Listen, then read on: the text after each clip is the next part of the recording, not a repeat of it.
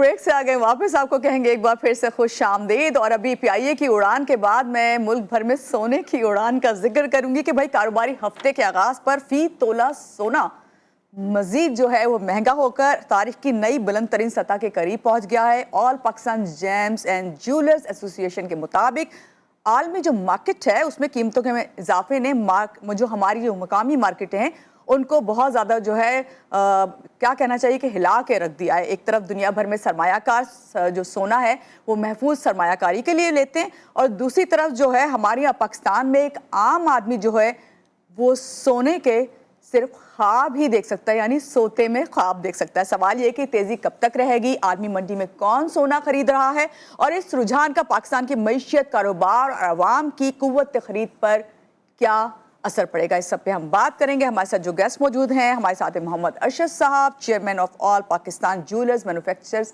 ایسوسی ایشن. ان سے ملتے ہیں اور جانتے ہیں کہ جب بھی آتے ہیں سونے کی پرائز بڑھا کے ہی آتے ہیں. ارشد صاحب کیسے ہیں آپ؟ ٹھیک ہیں, صبح خیر. بہت شکریہ جی آپ کا, اور جی ٹی وی کا بھی بہت شکریہ. دراصل بات یہ ہے کہ مارکیٹ ایک جگہ اسٹل ہو جائے نا تو کام چلے گا. یہ تو کافی مہینے سے اسٹل ہی نہیں ہو رہی ہے. اکتوبر کے اندر دیکھیں آپ $300-350 مائنس ہوئی مارکیٹ, 4350 سے جو 1 آنس کی قیمتیں نیچے آئیں وہ آگے اسٹے ہوئیں $3850 پر, جو ایک بڑا بریک تھا. اور سونے کی قیمتوں میں بھی تقریباً 60,000-70,000 روپے کی کمی آئی, کیونکہ ہم 4,80,000 روپے پہ کھڑے ہو گئے تھے اور جب مارکیٹ نیچے آئی تو ہم 4,09,000 روپے پہ ٹریڈ کر رہے تھے اس دن. لیکن وہ سلسلہ چلا 15-20 دن رکا, لیکن کل جو اچانک ایک دم $4,000 سے کراس ہوئی مارکیٹ پیر والے دن, اور 4,080 پر ٹریڈ ہو رہا تھا, 70, 80, 67, 68 اس پہ ٹریڈ ہو رہا تھا. لیکن ابھی شاکنگ یہ ہے کہ ابھی میں جب ویب سائٹ پہ وزٹ کر رہا تھا تو وہاں میں نے دیکھا کہ $4144 پر آنس پر ہم ٹریڈ کر رہے ہیں.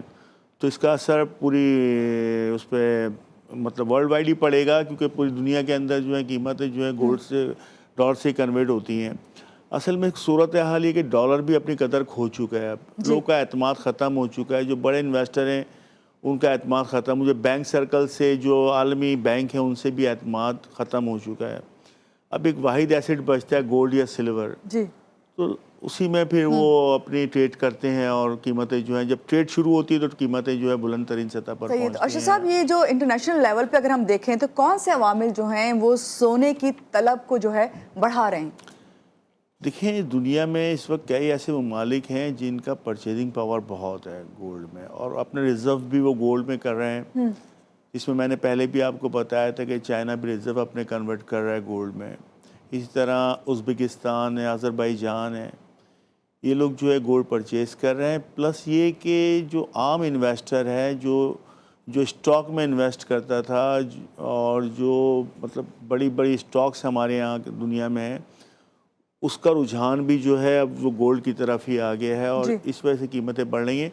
کیونکہ امید تو یہ تھی کہ $4,500 کراس ہو جائے گی, لیکن ایک بڑا بریک جو آیا اس نے ایک دم انویسٹرز کو بھی اسٹل کیا, اور جو بڑی کنٹریز تھیں وہاں بھی جو تھوڑا سا بھونچال آیا کہ یار ایک دم ہوا کیا, $400-500 مارکیٹ نیچے آ گئی. تو ارشد صاحب ایسے موقع پہ جب اس طرح پرائزز بڑھتی ہیں تو اس میں جو سرمایہ کار ہے اس کے لیے کیا محفوظ سرمایہ کاری, جو بڑا سرمایہ کار ہے؟ دیکھیں اگر ہولڈنگ پاور ہے آپ کے پاس تو آپ کو لاس نہیں ہوگا. آپ کو اگر آپ گولڈ میں انویسٹ کریں تو ہولڈنگ پاور رکھیں اپنے پاس, منتھ 2 منتھ 3 منتھس کا ہولڈنگ پاور ہو, آپ کو نقصان نہیں ہوگا, آپ کا ریٹ واپس آئے گا.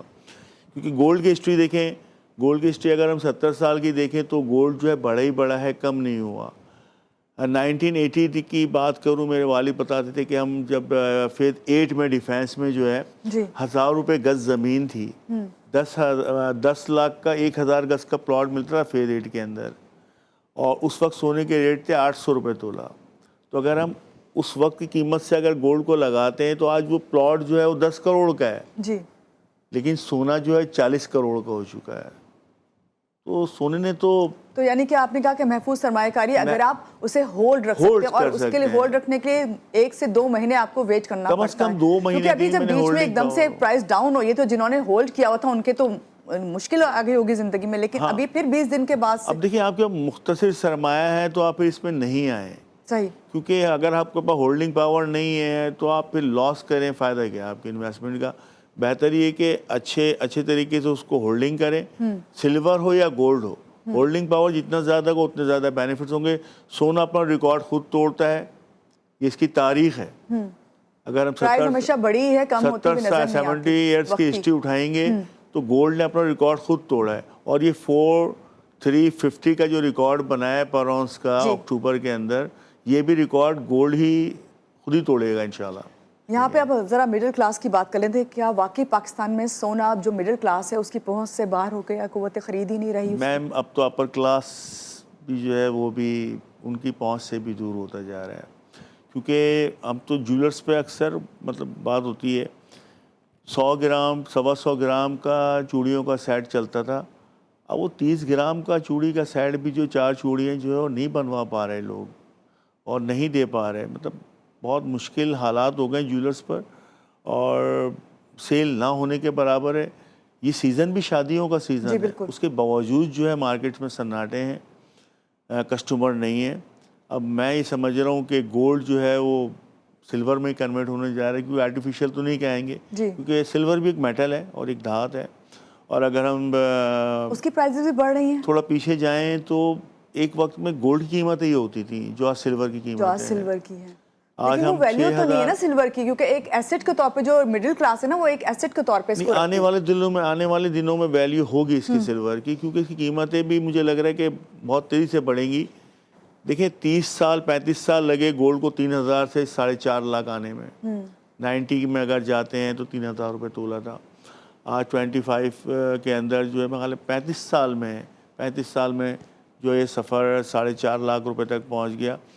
اب ہم یہ سمجھتے ہیں جب سونا لگژریز میں آ جائے گا اور ایک مڈل کلاس یا عام آدمی جو ہے وہ پرچیز نہیں کر پائے گا تو لازمی بات ہے پھر اس کی قیمتیں بھی تھوڑی سی سٹاپ ہوں گی جب سیل نہیں ہوگی. تو آپ کو لگتا ہے کہ ابھی جو ہے آگے چل کے کیا کتنے عرصے تک جو ہے قیمتیں جو ہے اسٹیبل ہوں گی؟ ڈیپینڈ کرتا ہے انٹرنیشنل مارکیٹ، ڈیپینڈ کرتا ہے معاشی صورتحال، ڈیپینڈ کرتا ہے جنگی صورتحال، ملکی جو عالمی اس وقت صورتحال چل رہی ہے. کئی ممالک کے اندر جو ہے مطلب جنگی صورتحال ہیں اور معاشی صورتحال بھی تباہ حالی کی طرف ہے. تو یہ سب چیزیں ڈیپینڈ کرتی ہیں ان چیزوں کے اوپر کہ مارکیٹ کہاں کھڑی ہوگی آ کر. ابھی یہ جو کیا حکومت کی اگر میں بات کروں یا اسٹیٹ بینک کے پاس ایسے حالات میں کوئی کنٹرول یا پھر کوئی پالیسی آپشنز وغیرہ موجود ہیں، آپ سمجھتے ہیں کہ ہیں اور انہیں کرنے چاہیے فوری؟